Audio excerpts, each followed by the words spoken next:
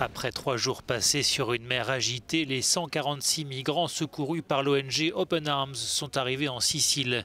Le navire a accosté à Port Empedocle où tous les passagers ont aussitôt été soumis à un test Covid. Un dépistage organisé par la Croix-Rouge italienne qui s'est révélé négatif pour tous.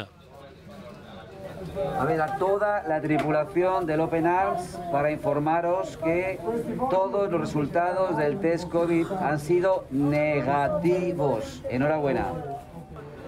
Les migrants ont ensuite été autorisés à débarquer, mais les autorités italiennes maintiennent une stricte surveillance.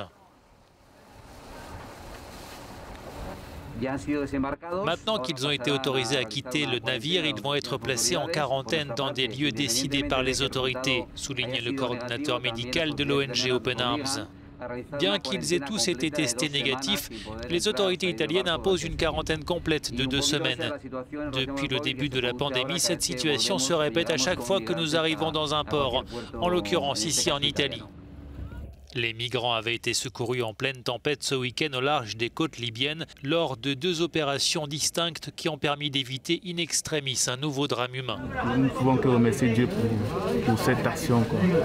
Et heureusement que vous étiez sur le passage. Donc, c'est ça. Vraiment un grand merci à vous et merci au Seigneur aussi. Les migrants expriment leur reconnaissance vis-à-vis d'Open Arms. L'ONG espagnole a multiplié les sauvetages en Méditerranée ces dernières années. Après presque 3 jours de mauvais temps en mer, les 146 personnes secourues par l'Open Arms sont enfin là dans le port d'Empedocle en Sicile. Beaucoup d'entre elles sont en migration depuis plus d'1 an. Certaines ont payé jusqu'à 4 000 € pour arriver là.